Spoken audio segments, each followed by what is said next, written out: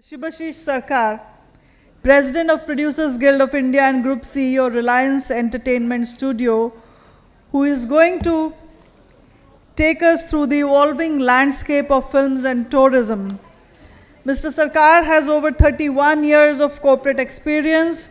He has been instrumental in the production and distribution of more than 500 films, including Golmaal Again, Simba, Super 30, Suryavanshi, 83, Vikram Veda and Singham Again. He has played a key role in over 90 television shows and 18 OTT serials. Under his leadership, Reliance Entertainment expanded into digital content production, collaborating on acclaimed projects such as Sacred Games for Netflix, Sunflower for ZEE5, Jubilee for Amazon Prime, Indian Police Force for Amazon Prime and Chamkila for Netflix. May I request, ladies and gentlemen, to please put your hands together for Mr. Shibashish Sarkar. Good afternoon. I think we'll probably spend next half an hour, 45 minutes in discussing about the overall landscape. To start with the premise, let me say something. I don't think that I am going to say anything which none of you are aware of. It's probably putting together a set of thought processes or set of discussions which has happened during the course of the day. And probably from my activity point of view or my objective point of view, will basically like to highlight and see going forward basis what are the areas which as an industry or which both sectors as an industry we should deliberate upon, we should spend time to see that on a long term, from a mid to long term basis, how this relationship between films and tourism can be in symbiotic in nature and ultimately leads into a growth opportunity from overall perspective. So, what I will do is probably we'll spend some time to understand what is the broad canvas of media and entertainment sector in India, broad canvas of tourism sector in India. As I have been asked to speak of the landscape, probably we'll speak of the journey of film tourism or the growth of tourism through films in the country over probably last 30-40 odd years. And then we'll talk specific about probably one of the core areas which I know that every discussion it boils down to, and since I represent Producers Guild, one of the thought process always comes from the different producers from that perspective, that in terms of the overall financial incentives, grants, etc., of the which country is in what space currently, how it is more or how it is more producers friendly or the film friendly. At the same point of time, we'll talk of some of the states. But the larger point of discussion or the larger point of deliberation from our point of view will be largely that what are the key takeaways we take it away from here. So, as we speak that the film promotion of the foreign tourism through Indian cinema, if we go back from 1950s to 60s, we have seen the era of Raj Kapoor, we have seen the subsequent era of in the 70s. Every decade there are certain films or certain path-breaking cinemas which has came into our industry and has taken a journey for next few years and encourage communities for next few years to explore those countries, to explore those locations. It is also one should be a thought process that before the whole era of internet, right, the only way of bringing a large canvas in front of the audience probably was this audiovisual form. While with the advent of the internet, of course, now everything is available on pressing a button at the end of the day. But by and large, the film used to play a very strong it used to play a very strong demand in the mind of the consumer, that when you see a locations on your large screen in a dark auditorium, it takes you into that world, which is other way for a normal middle class or a normal audience, that world is not accessible or that world is not available. So as I've been speaking, that between 50s to 70s to 90s, some of the, I mean, I'm just mentioning few of them, but there are iconic films which have happened specifically with this as a background, and we have seen that how it has encouraged audiences subsequently. The next 20 years, I think post 2002, as we talk of the next 25 years, we are already in 2025. Yes, that definitely by that time we are all into the era of internet. The information is available. Everything is available in your drawing room or on your mobile phone at the end of the day. But still, the explored or the unexplored locations, to a large extent, film as a medium has taken and pushed that envelope. We have seen works in 2000, like I mean, there was a very interesting panel before which was happening, whether producers like Jash Raj, producers like Dharma, makers like Imtiaz Ali, Karan Johar, Jash Chopra's time, Adi, they have taken films into different parts of the world, and we have seen that how it has, even during the era of internet, we have seen that how unexplored destinations comes handy and comes in front of you as a medium through the nature of the film. At the same time, while we talk of the foreign locations and space, we should also not forget that India is an extremely diverse country. Probably none of us in our entire life or entire generation probably are not, or very few of us probably will be able to see by and large parts of the country. It's virtually, while it is one country, but virtually it is as diverse as, like, I mean, something like a mini Europe with multiple language, cuisine, culture everywhere. And there are so many unexplored destinations within the country, which probably today the government of India or the different state governments, the different tourism boards are focusing in their each states, each destinations in their own way, how to capitalize that and how to bring it in front of the larger consumer. So while we talk of importance from of Indian films going outside and how the worldwide it comes in front of us, at the same point of time, Indian several unexplored destination is something which also Indian films have played a significant role. Even when we talk of the cities where we are born and grown up and we spent our days, like let's take an example that we are talking in a city like Bombay, but given a chance, I think probably many of us have not seen probably many scenes or many parts of the city, and that's true for each of the places. So to make the point is that films is not only medium for the overseas, but is also a medium for the Indian tourism within the country, how the unexplored locations and situations have come across into different films. Most of these films people have seen over a period of time. Touching upon a bit on where do we stand on the industry overview, if we look at the media and entertainment industry and the tourism industry as a broad two segment, and we want to see that how does it is panning out. The media and entertainment sector, all we know that I think those 2 years, I think every discussion for the next few decades also will be pre-COVID, post-COVID kind of a discussion. But post that, when the media and entertainment sector, if we talk of it, is roughly around, we talk about $28 billion or 2,30,000, 2,40,000 crore, subject to how dollar is depreciating every day. But let's look at a situation that we are roughly, media and entertainment is roughly a 2,30,000 crore size of the industry. Of course, the top three segments, if we look at it, I think the broadcasting or the television industry, as we talk, that is a sizable segment. Print is a sizable segment, and digital is a sizable segment.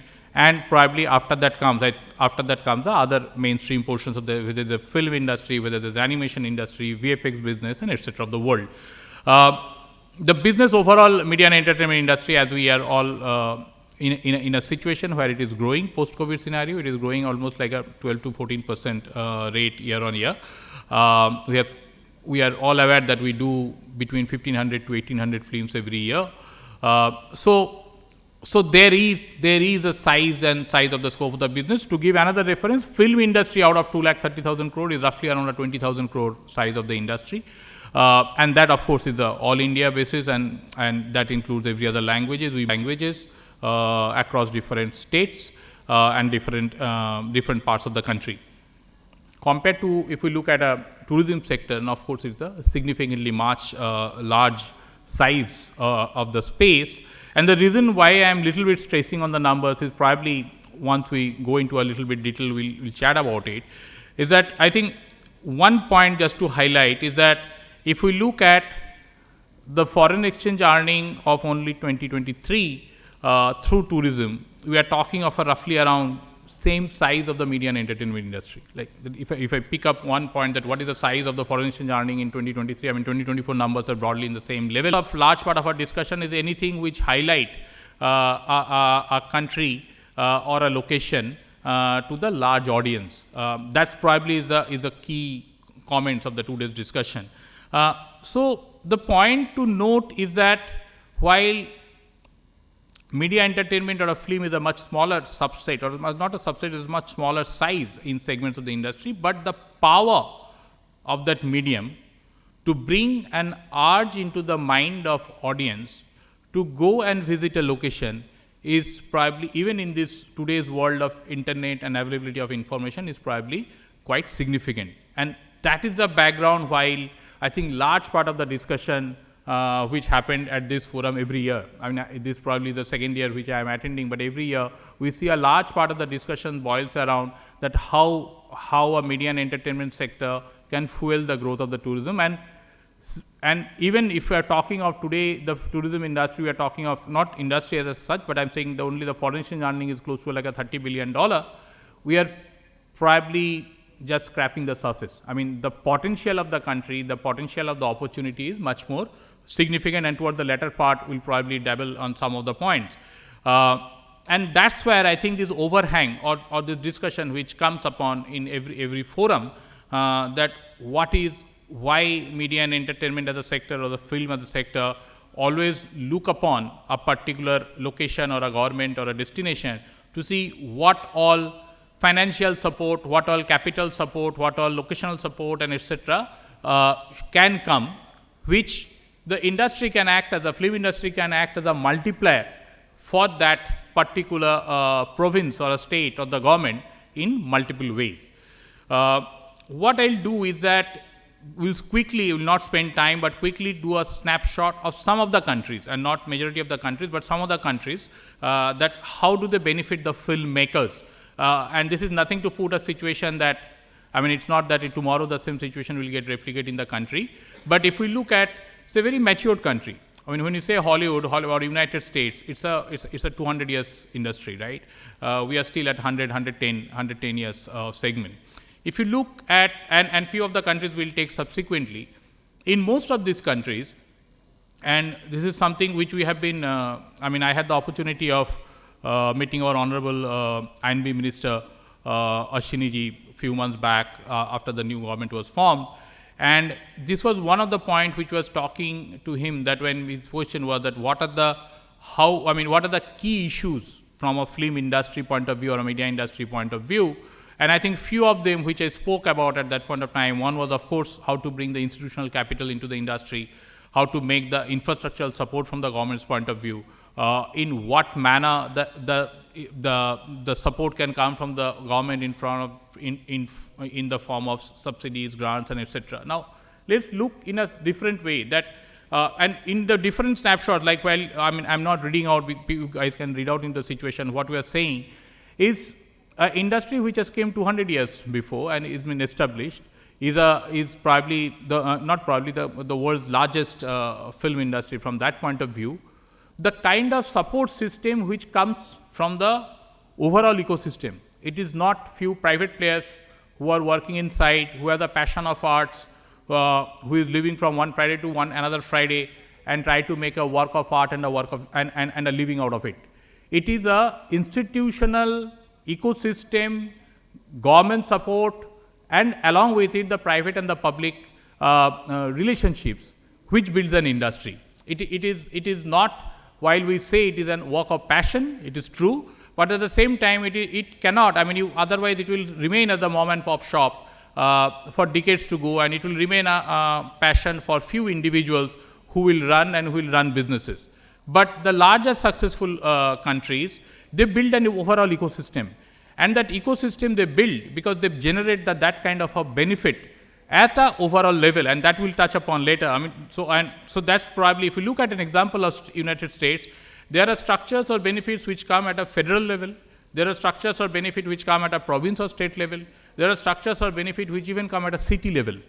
I'm not even talking of the user-friendly, how do you take the permissions, how quickly you can get it, how the rules and regulations are laid out, and etc. of the world. That is given, that has to be there. Look at United Kingdom. I mean, many of us, I think if Indian film industry, if I talk of and my own experience of last 30 years in the segment, I think probably this is one destination where every single year, I mean, at any point of time, every single year, there will be at least 50 odd Indian films, and the number may be slightly more or slightly less, which goes to UK and does the shooting. Does all the film goes primarily because there is a subsidies or benefit? The answer is yes and no. I mean, this definitely is a part, but also the usage, the overall ecosystem, the place, the support system, what we get locally, the local crews and technicians, how stories can seamlessly travel and integrate there. These are all there. But one large reason for it is that country, I mean, over a period of last so many years, have successfully organized a structure by which any producers across the globe, and it is not necessarily for Indian producers, any producers across the globe, including their own producers who goes and shoot films there, there is a very clear-cut understanding structure, what amount can come, what cannot come, what are the qualified expenditure, what are not qualified expenditure. And I, in my own career, I must have done at least 25 odd films which are based out of UK and etc. I think in 25 out of 25 cases, I have never faced an hassle if your systems and books and norms and everything, you are very regular and very honest in your approach. So it worked very seamlessly. Large amount of Indian producers. Earlier it used to be mainly Hindi, but I think the last few decades, regional films, every language films, even the smallest of the in size of the markets, like so many Bengali films, Marathi films are going and shooting there and taking the benefits of the situation.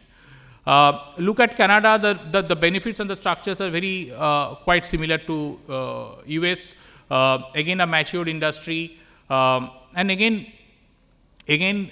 systems and processes are there for probably decades. I mean, I remember in the same discussion when I met the minister, and we are talking of a slightly different topic, that why institutional capital is not available to the industry, in the film industry. I mean, that's the battle we are fighting with the finance ministry for a few ages, because Indian banks, Indian financial institutions don't have any kind of a norms of institutional norms for funding the industry. And I was telling him that institutions like JP Morgan, institutions like BNP Paribas, institutions like Barclays, institutions like Coutts, their film deck or entertainment desk is probably 75 years, 100 years. They have been lending and they have been institutionalized a structure for last 50, 75, 100 years. Why we can't?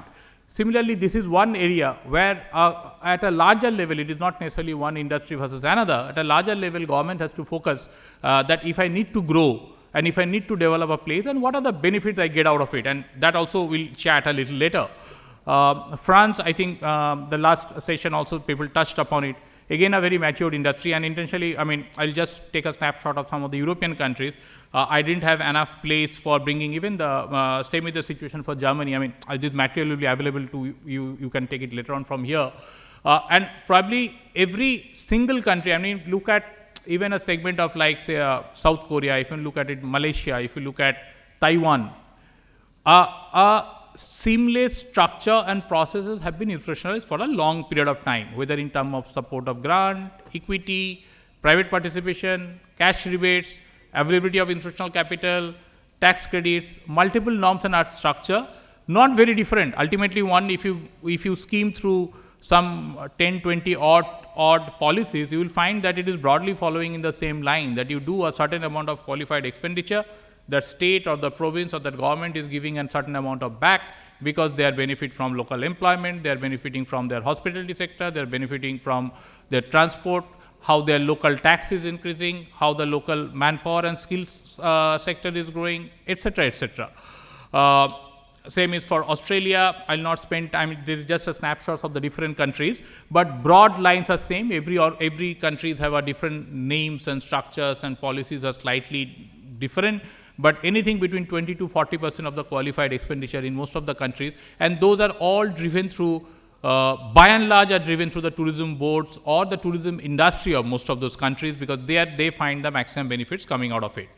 I'll also touch upon some of the scenario within the country. Some of the other countries basically.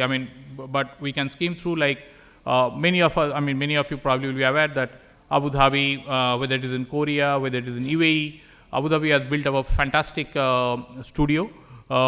And many of the Indian films have gone. We have shot one of our film, Vikram Veda, a few years back. In terms of these discussions, when we do, it is not necessarily only led through a financial incentive driven discussion and etc. What also one needs to keep in mind, and that when we will come to the state level discussions, we will speak, that it is very important that what is the infrastructure support government is building up. It is not that you put a certain amount of financial incentives, one can take a crew of 200, 300 people and go and shoot there. Do you have a facility? Do you have a studios? Do you have a locations? Do you have the skilled manpower? All these things matter at the end of the day. So of course, if a country is already a filmmaking country, then it helps, because you will always have a local crews, local technicians, local knowledge already available there. I'll talk of another very interesting thing. The red carpet what Indian government has already laid for the foreign films to be shot here is a very well articulated document. Let me put it across in the start that the policy what government of India has now structured for foreign films to be shot in India is very well laid out and well structured, as good as any of the destinations where we take our films and shoot. Like, it will. I'm not talking at a percentage of benefit level. If we keep the value part a little later, but otherwise, in terms of the policies, documentations, it has been very well clear. Even from the amount in terms of the amount of support, the government is ready to put almost close to like a 40% of the qualified expenditure with an upper cap of 30 crore. 30 crore is something like a shy less than a $4 million, which is I won't say it's a quite a reasonable amount of money. It's not a small tokenism. It is a significant amount of money if somebody wants to come and shoot in India. The irony is that is not available for Indian producers in India. That is only available for films which are foreign producers which comes and shot here. And that's another irony which we have been engaging. I know this takes some time, years, but we are engaging with the government that when we take a film in UK and a UK producer shot in UK, both the producers are treated at par. Probably the local producer gets some more benefit than us. In Indian scenario, while the same effort has come from everywhere, but of course from an objective of the larger objective of getting a foreign exchange earning and etc., the incentive structure for the foreign films to be shot in India is quite decent. They have a different category for even animation, VFX. How does the whole thing work? It is available in their website. The whole documents.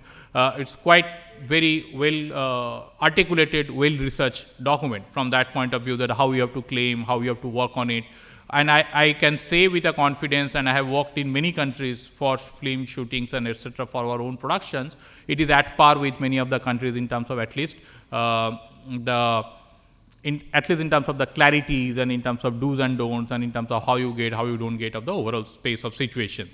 And rightly so, it is also made like a FIFO, first in, first out basis. Many countries follow that because every country have somewhere a finite budget. You cannot open up everything. Unlike UKs and etc., they don't have necessarily like that. But countries like Poland has a finite budget. So every year you will find that by November, December, people start putting in application for the next year shooting in Poland, because there is only a certain finite budget. Whoever comes first, they gets it out. Or whoever comes first means whichever films get cleared fast. Co-production agreement, I don't want to touch upon. I have been doing it for ages. My own, I won't say grievance, but I don't find lot of films coming under those structure. If we are doing as an Indian companies, as in Indian films, we are doing close to 1700, 1800 films in a year, and there are so many foreign films happening. there are very few films. While it is a good thing to have a treaty and a structure, but not many films have came to India under this treaty. Not many Indian films have gone outside the treaty. It is something like good to have some stories where you need a seamless, the story needs to seamless travel to two geographies to see a merit of those kind of a treaties. But India, as we speak, there are multiple countries we have co-production treaties and benefits. In terms of the Indian states, again, I will mention that this is only a snapshot. It's not in a position to cover all the states, but most of the states' norms and structures are almost in the same line. Started with, I think, one of the first few state which started the policies was Jharkhand and UP, and very closely followed by MP. Of course, as producers, we go to different states to shoot our films. By and large, there are incentives and grants, but honestly, with an upper cap of 1 crore or 2 crore rupees as a grant, I don't think any meaningful budget Indian producers. I am not necessarily saying it in a derogatory manner, but if somebody is making a 100 crore film, whether he gets a 2 crore back or not is not the criteria. He first necessarily has to see whether I want to go and shoot in that state or not, and as a part of it. So that is another space where we as from the point of view of the guild, we are talking to different state governments. We recently spoke with Honorable Minister Mr. Sindhia. He is looking after the entire Northeast development. So as a film guild body, we are drafting the film policies for all the northeastern states. We are in touch. See, ultimately, if any at a state level, if it is a discussion that how to bring shoot in that particular state, then 1 crore, 2 crore is neither here nor there. That will not be a reason. So, is there an infrastructure setup? Is there enough ability? Like if someone is shooting in Bombay, what will be the need other than the need of the story that he will go outside the state? If the story needs that it has to be shot in Rajasthan, he will go and shoot in Rajasthan, but otherwise why he will go? And to answer this question, otherwise why he will go, I think there are two solutions to it. And the reason I am talking is that because of overlapping discussions, because not all discussions are driven by the monies, while monies are important. The reason why it will go, of course, if any one of the state have a significant structure of the benefit, many of the producers, many large producers also move. Like, let's take an example. If what the Indian government has given the support to the foreign films to shoot here, if any of the state pick up that policy that, okay, as an upper cap, I will put a 10 crore or a 20 crore or a 20% with a certain limit which is significant or a reasonable, I can take with a lot of amount of confidence that many of those large productions of so-called 100, 200 crore production also will go and find a reason why they want to shoot here, shoot there. The reason of also, it is not that the smaller films don't matter or the budget norms wise, but the reason is even from a state point of view, if somebody is saying, okay, I am taking a 100 crore production, that means in that 100 crore, even if I take the ATL out, at least 50, 70 crore will be investment locally. So the local peoples, local hotels, local transport, local equipments, so a whole ecosystem gets generated. The local GST gets generated, the government gets the state GST at the end of the day. And then it pushes the envelope that, okay, now let's set up some local ancillary industry. Even if you make the equipment from Bombay, what are the other ancillary industry we can get? Even if you get your key DOPs from Bombay, what are the other technicians we can build up there? So it builds a cycle. But those states or those provinces needs to come with a little amount of significant, either in terms of money, or the other point which I was highlighting to one of the state finance minister a few weeks back, that a sizable number of Hindi films every year we go and shoot in Ramoji. Any films which is of a big size and scale and we want to control in a shoot manner, Ramoji does not give us any benefit in terms of the money and etc. of the situation, but they have built up really a world class facility. Let us say with arguably a world class facility. Let's put it like that. In terms of the upkeep, in terms of the maintenance, in terms of the location, you talk of the hotel, you talk of the infrastructure. If Ramoji today is a studio, if I rank that what are the studios in the country and I want to rank them, if Ramoji is number 1, I have to start the next one probably 12, 13, 14. There is nothing between 2 to 11 in this country. And I am saying this with all humility, including the film city of Bombay. Now, that's the amount of scenario. That's why large producers and different language producers, lot of Bollywood producers, lot of Tamil producers, lot of Karnataka producers, they take the entire team, a 200-member team, all lead cast, land up in Ramoji, 60 days, 70 days, 100 days shoot and come back. You won't get, I mean, the key rooms in the, unfortunately still there are only 2 hotels there, the Sitara and the other one, that you won't get the key rooms unless you book it in advance or unless you are a preferred producer for that setup. So that was another point which I was mentioning, that okay, I mean, if there is one way of saying that okay, we attract industries through film industries through subsidies, grants and etc. Through that we bring up the unexplored destinations of our state, we canvass our state through the tourism, and we reap benefits not only through the industries which is giving the local manpower and expenditure, but we take the tourism to the next level, right. So that is one route. The second route, you build up that world class infrastructure. Don't give those 10, 20, 30 crore to the producers, build up a world class infrastructure in your state or of a destination of shoot. The industry will anyway come to you. Industry will not bother to get the 2 crore, 5 crore rupees. The example in front of us is probably the only example, unfortunately, is probably the Ramoji. And this country will need probably, I mean, like the way there used to be a concept that let's build up the smart city in the country. The vision of the government should be that, okay, let's build up the 10 Ramojis in this country. Is it possible? Is it not possible? If you look at the total, I mean, I remember that from 2019, now we are 2025, 2019, there was a blueprint made for development of our film city. We worked very closely with ENY at that point of time. Our current CM was the CM at that point of time. After that, there are certain political changes. He was actually, Mr. Honorable CM Fadnavis was one of the guy who was, it was one of his paid project and he was spearheading it. It was a 3,000 crore development project, not only film city, entire Maharashtra film industry development. And the plan was including the Kolhapur, Sholapur of the world, as well as the development of the film city. Film city was a part of it. 3,000 crore is the cost of, is the expenditure of 1 month, spent what we do on the Ladki Bahin Yojana, right? Now, when you, I'm not saying that one thing should be done and one thing should not be done, but when you look at the priorities of a government, when you look at the social commitments of the government, we also need to push our point that as an industry, if you make that investment of 3,000 crore in a country of, or even a state of this size of GDP, I made the same request even to our Honorable INV Minister there, that you make infrastructure investment, then reap the benefit for next 10, 20, 30, 40 years. You don't make the infrastructure investment, you are expecting people will come and do and change their storyline or thought process and come and develop a state.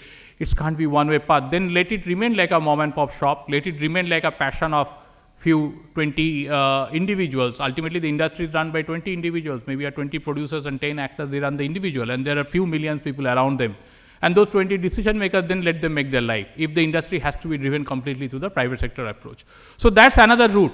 Either you attract businesses through the grant systems and etc., like any other developed countries, and canvass your state, build up those unexplored destinations, earn your monies through tourism, earn your monies through GST, earn your monies through local employment, earn your monies through skill development of your people, and then next few generations grow. Or if you think that is not the route, and or it is not only or, you bring the world, at least in the country, build 10 studios, which will be, we can say, okay, they are 50% of Ramoji or 60% of Ramoji. I am not even saying that level. And that's probably the requirement of the country. If today people has to shoot in Bombay, people goes beyond Madha. They don't get, there is no land.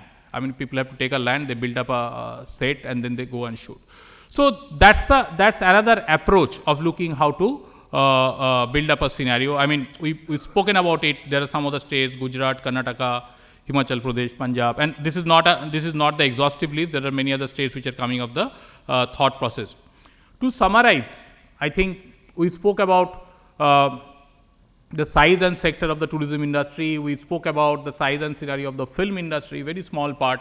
we spoke about how film industry can fuel the growth, and I don't want to dwell upon that part because the whole day probably people have spoken on that.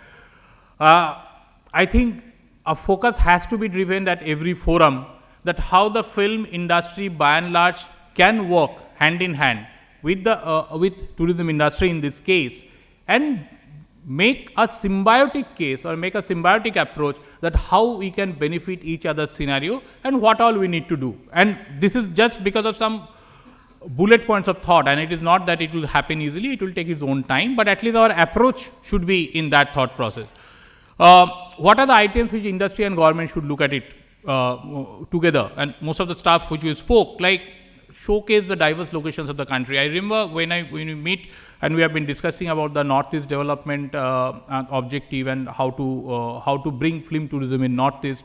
We are just about writing the policies currently. We will talk with it will ultimately have to be accepted by each of the individual CMs. If I step back and think, and in probably last 20 years or last 30 years, because my own experience and probably balance is that thinking, how many films have been shot from Hindi in not even Northeast, even in the eastern sector of the country? I mean, we see films shot in South, we see in West. When I'm seeing in short, it's been seen in the storyline. How much portions of Hindi films or stories are based out of eastern part, based out of Odisha, based out of Calcutta, based out of Northeast? Probably no. But if you travel to and see those locations, and because of very limited way, in my earlier works I used to work in FMCG, I have traveled a lot. Some of the most beautiful untapped locations are probably in east throughout the country. In many places which is untapped, and film can play a role. So we spoke about how to strengthen the tourism infrastructure, incentives. We have spoken about filmmakers, festivals and cultures. While at one way, I think sometimes these film festivals and cultures is always like people say like a melting pot. At the end of the day, there is always an aggregation of mind, aggregation of people. People talk something, there is always some takeaway, especially if somebody wants to canvas, may not end up into a direct transaction or route. I mean, in my own experiences or many of our colleagues' experiences, whenever earlier days, I think good old days when people used to travel and say that, okay, how transactions or business can happen in the festival, probably a lot of doors opened up, and then you work upon those doors and work subsequently. So yes, if you want to canvas your country, if you want to canvas your location, the opportunity of structuring festivals, or basically loosely a get together, you find a reason to be a get together, whether that is a festival, whether that is a any work of symposium, conference, but try to see people meet each other. Sustainable and community driven film tourism, this is very important. I mean, while how much it is it is also very much important for the tourism as a sector. We always, as a community, and I'm talking this largely for the film community, largely in the society, we need to see that when we are producing films, shooting films in different locations, or in our approach, how we are working for that the environment is not getting deteriorated further. What is the sustainable route? What are the marks we are leaving behind?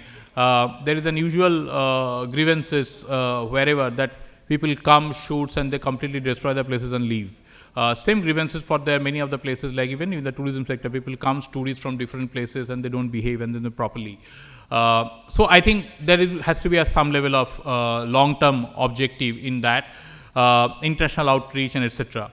Economic benefits, which we actually spoken a lot. We talk of and not only me, I think before me, in most of the panel, people must have spoken that how the local hospital industry there can be growth, how employment generation can be there, how job creation cannot happen, infrastructure development can happen, and see the way one has to look is, and this is something which we have been speaking in our, there is another body where we have worked closely, is Media Entertainment Skill Council.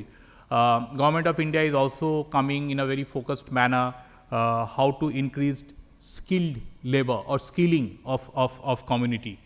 Now, and that's somehow linked when we say, okay, let's come to our state and shoot. Now, assume for a moment there are some financial benefits, assume for a moment there is an infrastructure, like this was one discussion what were happening, that Noida there is a large studio is getting made.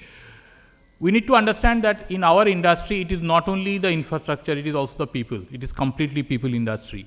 Now, somebody built a great brick and mortar studio and expect me to go and shoot and expect me to take the entire 500 member team, that may not sound reasonable, and that's an economic loss for everybody, even if somebody is giving a grants and benefit out of it. So ultimate objective or a little medium to long term objective is how to develop and skill the people locally. Then only that become a destination. Why today Ramoji is a destination? Because there is a flourishing Telugu industry. Because there is a flourishing Telugu industry, you get your technicians, you get your manpowers, you get your supports, you get your equipments locally. It is not that each and every element you bring from Bombay. So when we look at many of the states, we have looked at whether it's an MP or Gujarat or UP from that point of view, and there are a lot of local talents, and a lot of local talents, it has happened the reverse migration. People have traveled to Bombay and found, built up their career here. When we are planning that we set up an infrastructure in those states, or if the state government is planning, people have to think that in next 5 to 10 years time, I have to build up manpower. If I don't build up manpower, that will remain like a ghost city. I'll tell my own, my own experience. I mean, we shot in Abu Dhabi, the lot in their studio setup. That was the peak of COVID, and my reason for going there was purely because in India the shooting was stopped, and there was a film and there was an actor's date. So it was a funny situation. So we created Lucknow in Abu Dhabi. I mean, people goes to Abu Dhabi to shoot Abu Dhabi. We created Lucknow in Abu Dhabi, and we went and shot there. Because I had a certain date of the actor, I don't want to miss the date. Now, our experience was that when we went and shot in Abu Dhabi, the basic to basic support in terms of manpower, we have to get from Dubai. Now, if I have to bring the setup of people, means of course, by and large, the large setup is coming from, we brought from Bombay, but even the basic expectation one should have, because in Abu Dhabi, you don't get those people who are willing to work. They have already a certain lifestyle. They don't want to work the kind of work what we are thinking. So you get people from Dubai. So the reason I'm saying that if tomorrow, if a certain state is getting developed, the skilling of the workers, the development of the people, the media education, the local universities, how they take up the media curriculum, that has to be thought through. Otherwise, 10 years down the line, you will have a ghost city. You will have a large studio with no shooting happening there. So all these things has to be seen in tandem. It is not that one objective, one run across and achieve that benefit. And of course, I think several points as we discussed that one, its setup, it brings the film is the strength of the film as a medium, and again I am saying loosely that anything which you see in audiovisual form, that it remains for decades, and you can go to the intricate of the depth of a society or a culture and bring it up front, right? And that's why when I was talking of like in Bombay, I mean, or any other cities, how much depth of a city or a location you can bring through the medium. So it promotes local handicraft, it promotes local culinary tourism, all this part. And last but not the least is the cultural diplomacy through the film tourism, is that it's a soft power. And while this word is being used as a cliche, and it is somehow being used in every forum, but it is also true that the power of a communication through audiovisual form globally, and it is not only an India story, globally is that strong, and one should use that power to bring your elements or your requirements across the table and across the forums. So I think broadly that's all is my talking point. I think we cannot see as a film tourism, film is an aspect and how it can benefit a tourism, we all know. But how to make that marriage happen, and even if we think that okay, we have done a lot, but let's draw a line and let's take the next 5 to 10 years, what all of the key elements one needs to do, and select the top 2 or 3 key elements, ensure an advocacy both from the bodies of the tourism body as well as the film body. Individual ministers are there, state level authorities are different, central level authorities are different, but a sizable level of opportunity and growth can happen when there is a symbiotic journey and a progress on that matter. Thank you.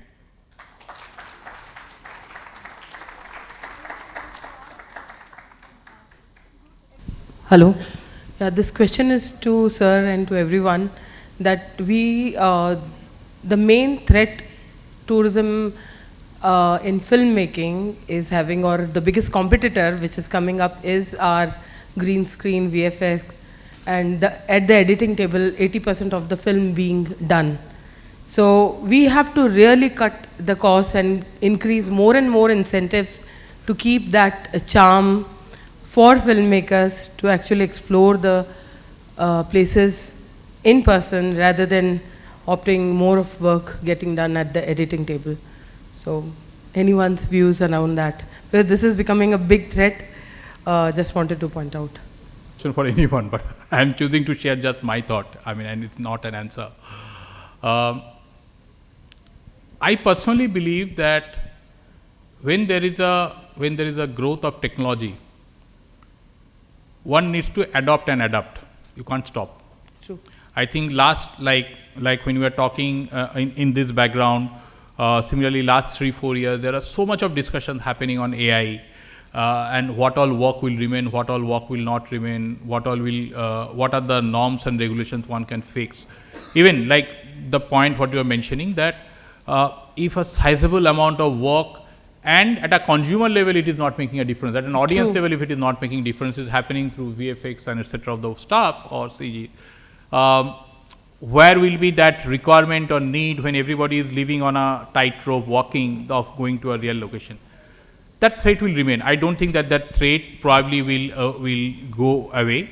At the same point of time, if I try to take that answer very selfishly from a tourism point of view and not necessarily from the film sector point of view, because that I think today film industry will adopt and celebrate that, because they don't care if they're saying that I am getting almost same quality, if not probably 2-3% here and there, and the audience is not finding a difference. And if I am using that as a part of usage of footage or through VFX or through any kind of technological support, I don't think we can stop that. What will happen, actually it is not a loss for the tourism industry. What tourism industry will lose is the opportunity of the revenue of the shooting happening there. That's one. But the gain of seeing that location on a large canvas in a dark cinema hall and people whistling and clapping, that is not going away, whether that you show it in a VFX or that you show it in a real location. Of course, most of the makers, my own hunch is that most of the makers and creators always will tend to go to a real location and shoot until a budget is becoming an issue.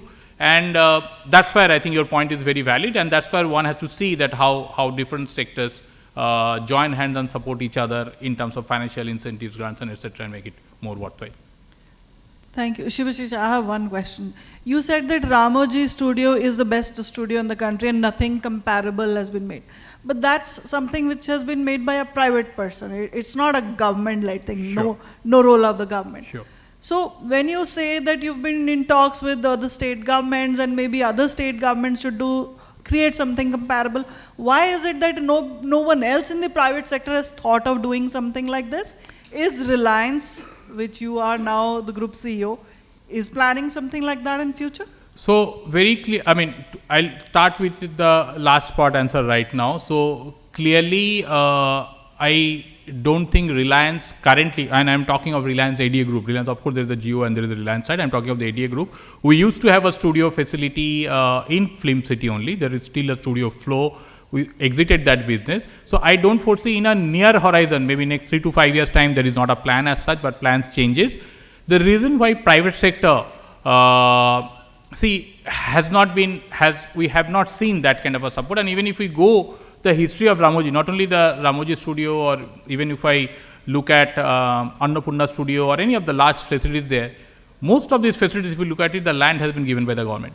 The large chunk of the pieces of land, but it is a vision of that unfortunately he died a few months back, but it is his vision and his passion, and he runs it like a private sector.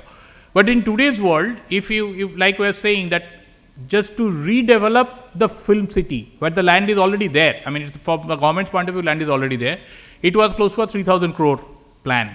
Now, if a 3,000 crore plan, if a private sector has to come, there are certain objectives which why a government should take a first foot forward is that a private sector, whenever it comes, his objective of taking the ROI or return or payback period will always be very important parameter. But from a government objective, when a government comes and look at an opportunity that it is also a development of work, art, employment, and how holistically I can cover that revenue. For a private sector, it is only a focused business model, that I will invest 500,000 crore and what is the return I am getting. Vis-a-vis from a government objective, the scopes of the growth or potential revenues probably will be more.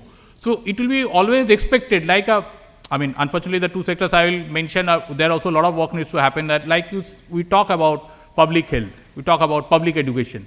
There has to be a strong foot forward from a government's objective that if it is a 110 years old industry, name 10 facilities what government has built up in the country. And we will have to scratch our heads. Probably we will talk of 2 or 3 institutes or educational institutes or some support system.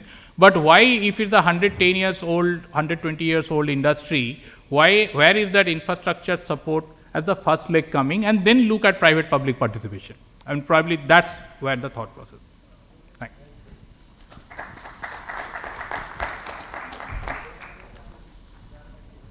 Thank you so much, sir, for your detailed presentation. I'll request Mr. Rajan Sehgal, Co-Chair, Tourism Committee, and Ms. Shalini Sharma, Assistant Secretary General, PHDCCI, to give a memento to our keynote speaker, Mr. Shibashish Sarkar.